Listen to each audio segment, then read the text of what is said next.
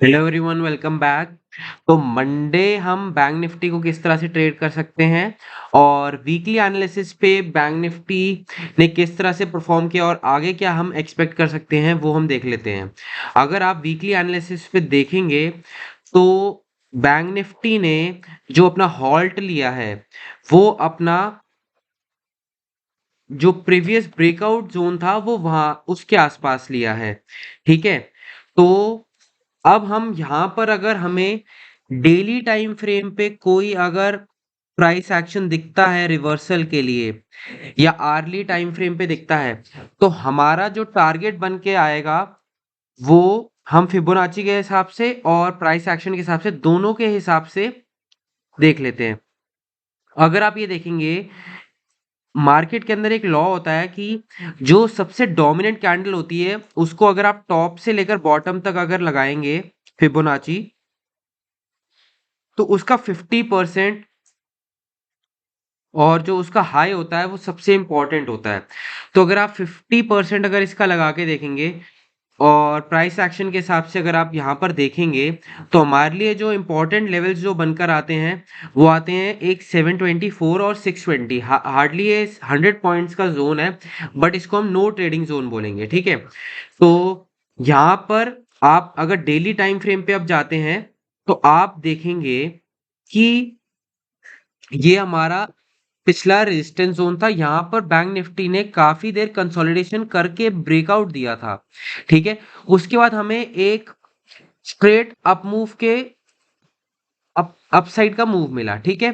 फिर उसके बाद जो है हमारा ये कंसोलिडेशन बना और इसके बाद दोबारा ब्रेकआउट आया और जैसे ही ये कंसोलिडेशन ब्रेक डाउन हुआ इस कैंडल के साथ यहाँ ये कंसोलिडेशन लेवल ये कहता है कि यहाँ पर बायर्स ने अक्यूमुलेट किया था।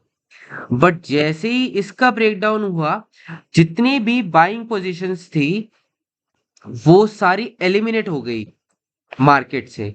ठीक है। फिर उसके बाद जो है हमें ये आप देखेंगे 724 से लेकर 660 तक हमें डाउन मूव मिला, मतलब कि अराउंड 1100 पॉइंट का मूव मिला। जो कि अगर आप इस कैंडल को मेजर करेंगे ये 700 पॉइंट का है तो मतलब कि 1:1.5 का हमें डाउन मूव मिला। ठीक है। अब आगे हम बैंक निफ्टी को किस तरह से ट्रेड कर सकते हैं आप अगर यहां पर देखेंगे। अब ये वाला जो कंसोलिडेशन जोन है हमारे लिए इंपॉर्टेंट है।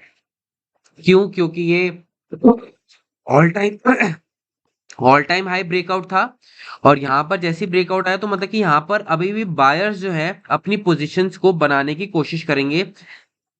और अगर ये लेवल का ब्रेकडाउन आ जाता है जैसे कि यहाँ पर हमें दिखा तो हमारे को जो नेक्स्ट जो ब्रेकआउट है 39,600 के लेवल्स भी देखने को मिल सकते हैं अगर ये लेवल ब्रेकडाउन हो जाता है। बट इतनी जल्दी ये लेवल का ब्रेकडाउन नहीं होना चाहिए। तो हम बैंक निफ्टी को आगे किस तरह से ट्रेड कर सकते हैं अगर सपोज यहाँ पर एक हमें बुलिश कैंडल दिख जाती है, मतलब कि एनगल्फिंग टाइप दिख जाती है या हैमर कैंडल दिख जाती है या पियर्सिंग लाइन पैटर्न दिख जाता है तो हमारा जो टारगेट बन के आएगा वो आएगा 620 से लेकर 720 तक और हमारा एसएल इस जोन के नीचे लग जाएगा। ठीक है।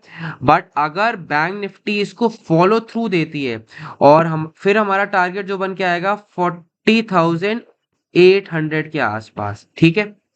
बट अगर हमें यहाँ पर फ्लैट ओपनिंग दिख जाती है 15 मिनट चार्ट पे आपको दिखा रहा हूं जहां पर अगर आप देखेंगे ये प्राइस एक्शन जो है कुछ इस तरह से बना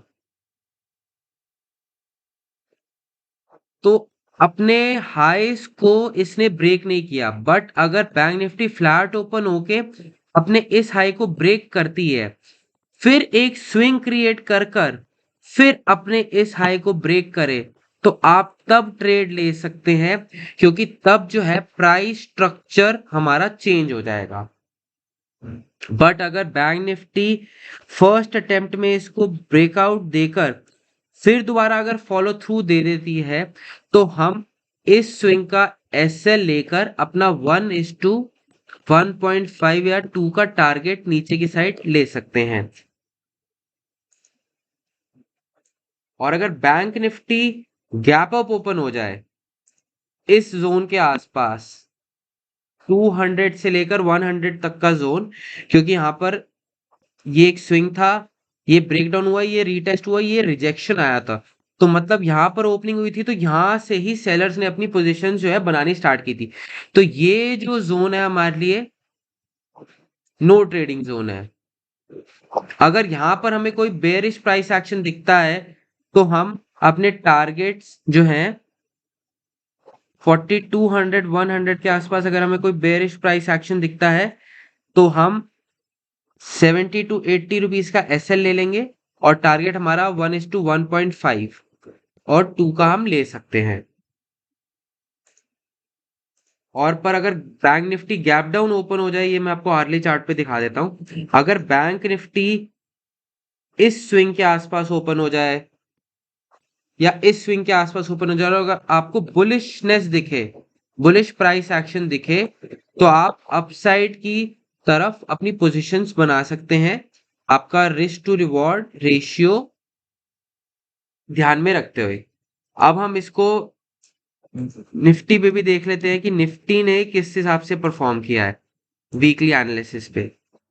अगर आप वीकली एनालिसिस पे देखेंगे तो निफ्टी ने ये एक ब्रॉडनिंग वेज का पैटर्न था जो कि निफ्टी ने ये ब्रेकआउट दिया था और यहाँ पर ये रीटेस्टिंग करने के लिए आ चुका है, क्योंकि ग्लोबल मार्केट्स में जो है वो कोविड का कोई भी इफेक्ट नहीं आया हमारे यहाँ।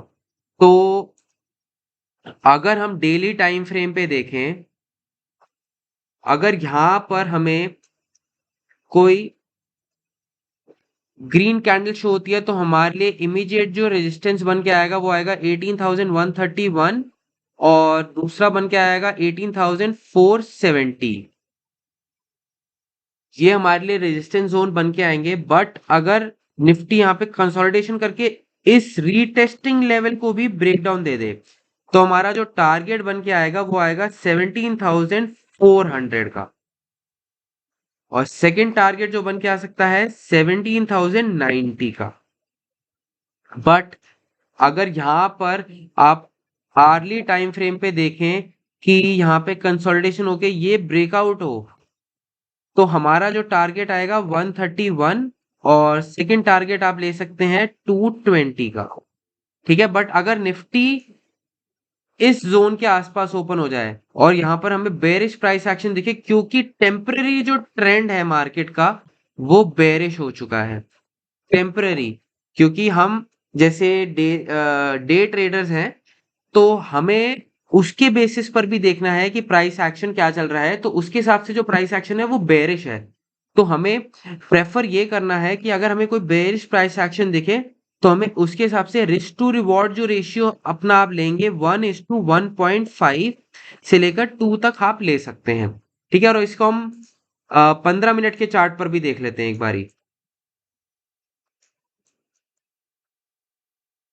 15 मिनट के चार्ट पर आप अगर देखेंगे तो यहाँ पर भी जो प्राइस एक्शन बना है वो हमारा कुछ इस तरह से ही बना है। तो हमारा जो प्रीवियस लो है, अगर निफ्टी फ्लैट ओपन होके ब्रेकआउट दे फिर एक स्विंग क्रिएट करके फिर उसको निकालेगा तो हम अपना एसएल यहाँ पर ले सकते हैं, क्योंकि कभी कभार ऐसा होता है कि मार्केट आपको ये एक फेक ब्रेकआउट देकर दोबारा से रिट्रेस हो जाता है मार्केट, तो हमें प्राइस एक्शन चेंज करने का वेट करना है और आप इसको 5 मिनट पे जरूर देखिएगा। तो बस आज के लिए इतना ही। Please do like share and subscribe. Thank you.